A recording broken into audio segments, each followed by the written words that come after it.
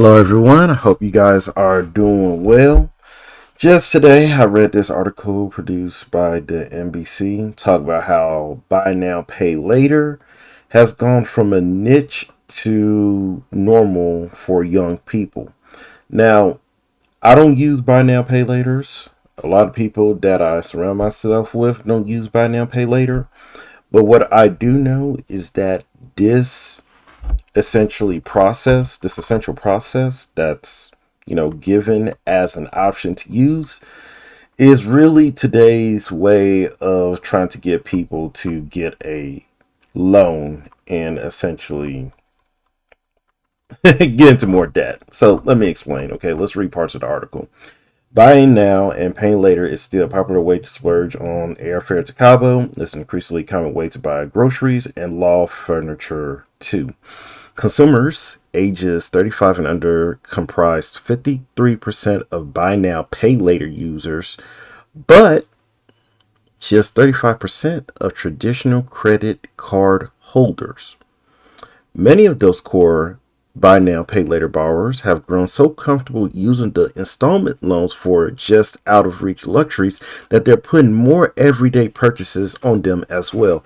So you had the credit cards and debit cards that people would use constantly, right? And psychology shows that if you use a plastic card, you are more likely to spend than actually using cash money. Now, with buy now, pay later, okay, you're literally using an app. And quite frankly, it's easy just to tap. Anyways, let's continue on. Apparel and accessories were the most popular product category for millennials and Gen Z users of the buy now pay later provider Afterpay. But last year it fell to fourth place behind arts, travel and entertainment, home and garden, and hardware. The shift adds to signs that fast growing buy now pay later services, which let users break up transactions into several payments with little or no interest, are becoming a routine tool in young adults' wallets as they adapt to higher prices. Let me explain something, okay? As I said in previous videos, people are conditioned to constantly get more liabilities and more bills to make a living, okay? They are not conditioned to create more streams of income. Now, at first, you pay rent, then you have utilities, then you have a car payment, then you have a mortgage, etc. And you're okay with this. Why? Because you grew up under a household that said it was okay doing all of these things. Now, personally, I think it's okay to pay for utilities because you know what? That's a, month to month, day to day occurrence. That makes sense. But do you really need a car note? Do you really need to buy a new 2024 vehicle? You can't buy yourself a 1990s Honda or Toyota. No, don't get me wrong. Okay. Car prices have definitely increased dramatically during the pandemic and even after the pandemic. But the truth still remains the same. You don't need a car note. But the fact of the matter is, you still pay for it. Why? Because you're conditioned to constantly pay into reoccurring bills. Let's continue on. Afterpay's youngest users spending on many staples has surged by double and triple digits, with contact lenses soaring 465% from 2022 to 2023, garbage bags jumping 182%, and first aid antiseptics rising 98%. Their spending growth for lighter fluid, laptop parts, and snoring and sleep apnea aids all surpassed 300%. Young borrowers are making similar moves on rival services too. Benjamin Espinoza, 27, recently stocked his fridge using a discount promotion from Instacart and selected Klarna at checkout, using the BNPL provider to spread out his roughly $40 bill. It sucks that these are the avenues that I have to go through, said the San Antonio, Texas video editor who lives with Let me repeat this. 3 roommates.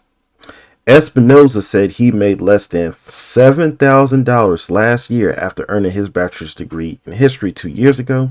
He acknowledged most BNPL services don't help consumers build credit for timely repayment, but said it's good that it's here in the moment. Woo! $7,000. Goodness gracious. Let me repeat this again. This guy is 27 years old and he made $7,000 last year. That is rough. But these are the people who use the service. Now, let me ask you this question. You're told that we're in a good economy. Everything is going on well, hunky dory, and that we should just be happy that unemployment is 2-3%, what have you. Okay. Let me ask you this question. If the economy is doing well, would people really be purchasing these services? Like, I just want you to think about yourself. If you're financially empowered, for what reason are you buying or using buy now, pay later services like Klarna or Affirm, etc.? Just ask yourself that question. Let's continue on. Jasmine Parker, 30, also uses Klarna for groceries, including when she's waiting for a paycheck. Once again, financially destitute. It allows her to buy everything she wants rather than forgo a few items, but she says she usually pays her full balance after the second installment comes due, so I don't have to worry about it. Let me say something. If you're using those type of services in the first place, you're already in a bad economic and financial predicament. That's a fact.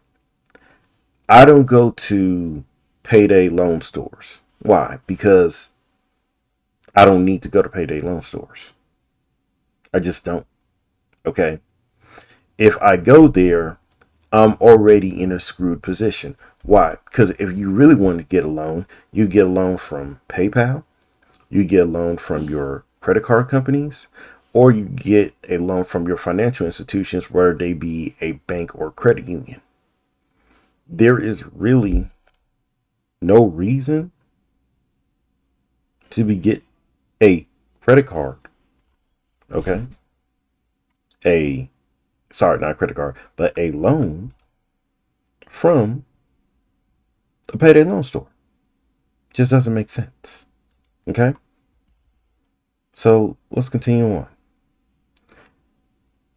I don't like owning a bunch of money, said Parker, who works in customer service. Once again, not to talk down people customer service, but not making that much money. And lives in the Raleigh-Durham area of North Carolina, and that the thought of her student loan stresses her out. It isn't just buy now, pay later borrowers in their 20s and 30s making the shift towards essentials. Grocery purchases by shoppers of all ages have expanded their slice of online BNPL loans by 40% since this time last year. Okay. Now, let me just continue going on.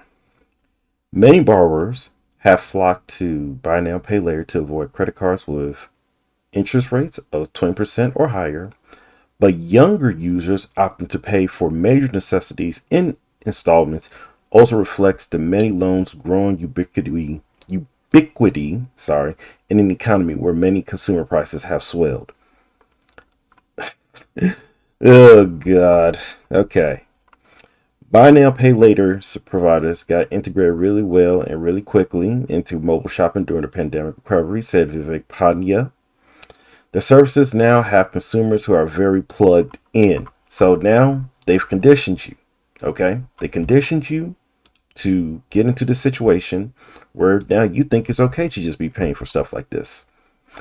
Non-essentials are still growing fast on buy now, pay later services. So people think, people are using this to buy essentials. Incorrect. It's the non-essentials that are still growing on buy now, pay later services.